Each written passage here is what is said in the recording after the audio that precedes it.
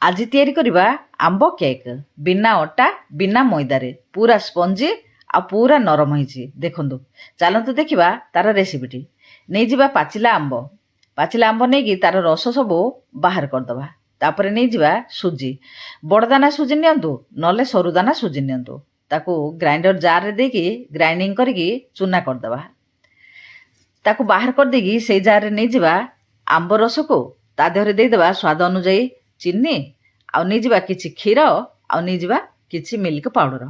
Milk ପାଉଡ଼ରଟା ଦେଲେ ନା କେକ୍ଟା ବଢ଼ିଆ ଲାଗେ। ମିଠାଟାକୁ କଣ୍ଟ୍ରୋଲ କରିବା ପାଇଁ ନେଇଯିବା ଅଳ୍ପ ଟିକେ ଲୁଣ। ତାକୁ ପୁରା ଚିକଣ କରି ଗ୍ରାଇଣ୍ଡିଙ୍ଗ କରି ନେଇ ଆସିବା।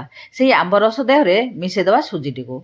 ଆଉ ଗିନାଟି ନେଇଯିବା ରିଫାଇନ୍ ଅଏଲ୍, ତାକୁ ଭଲ ଭାବେ ଫେଣ୍ଟି ଦେଇକି ରଖିଦେବା ଘୋଡ଼େଇକିରି ଗୋଟେ ଘଣ୍ଟାଟି ପାଇଁ। ଏବେ ତ ହେଇସାରିଛି ଗୋଟେ ଘଣ୍ଟାଟି। ଚାଲନ୍ତୁ ଦେଖିବା ଆଣଟା କେଉଁ ଭଳିଆ ରହିଛି। ଦେଖନ୍ତୁ, ସୁଜିଟା ଫୁଲି ଯାଇଛି, ପୁରା ମୋଟା ହେଇଯାଇଛି। ଏବେ ଦେଇଦେବା ଆଉ କିଛି କ୍ଷୀର ଦେଇକି ତାକୁ ଭଲ ଭାବେ ଫେଣ୍ଟି ଦେବା। କିଛି ତ୍ରୁଟି ଫୁଟି ନେଇକି ତା ଦେହରେ ମଇଦା ଟିକେ ନହେଲେ କର୍ଣ୍ଣଫ୍ଲୋର ଟିକେ ଗୋଳେଇକିରି ସେଇ ଆଣ ଦେହରେ ଦେଇଦେବା। କିଛି କାଜୁ ଟିକେ ଦେଇଦେବା। ଏବେ ଦେବା କିଛି ଗୋଟେ ଚାମଚଟି ବେକିଂ ସୋଡ଼ା, ଗୋଟେ ଚାମଚଟି ବେକିଂ ପାଉଡ଼ର। ସେପଟେ ବସାଇଦେବା କଢ଼େଇ ଗୋଟେ ଲୁଣ ଦେଇକି ଗରମ କରିବା ପାଇଁ। କେକ୍ ଟିନ୍ ଦେହରେ ତେଲ ଟିକେ ଲଗେଇକି ଚାରିଆଡ଼େ ଲଗେଇଦେବା ମଇଦା ଟିକେ। ତାପରେ ଦେଇଦେବା ଆଣଟିକୁ ଦେଇକି ଟେପ୍ କରିଦେଇକି ତା ଉପରେ ଦେଇଦେବା, ସଜେଇଦେବା କିଛି କାଜୁ ଆଉ କିଛି ଟ୍ରୁଟି ଫୁଟି ଦେହରେ। ଏବେ ରଖିଦେବା ଗରମ କଢ଼େଇରେ ରଖିକି ପୁରା ସ୍ଲୋ କରିଦେବା ଆଞ୍ଚଟିକୁ। ମୋର ଆଉ ଟିକେ ବଳି ଯାଇଥିଲା, ଆଉ ଗୋଟେ ମୁଁ କଢ଼େଇରେ ଆଉ ଗୋଟେ କେକ୍ ଟିନ୍ ଦେଇକିରି ବସେଇଦେଲି।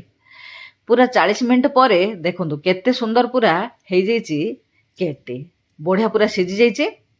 ସିଏ ଥଣ୍ଡା ହେଲା ଭିତରେ ଆର କେକ୍ଟା ମଧ୍ୟ ହେଇଗଲା। ଏବେ ଚାଲନ୍ତୁ କାଟିକି ଦେଖିବା କେଉଁ ଭଳି ହେଇଛି। ଦେଖନ୍ତୁ, ପୁରା ସ୍ପଞ୍ଜି ପୁରା ହେଇଛି, ଆଉ ନରମ ପୁରା ହେଇଛି।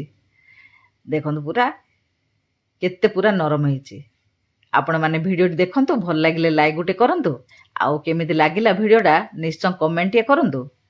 ଆଜି ପାଇଁ ରହୁଛି, ପୁଣି ଦେଖା ହେବ ନୂଆ ଭିଡ଼ିଓରେ। ନମସ୍ତେ, ଜୟ ଜଗନ୍ନାଥ।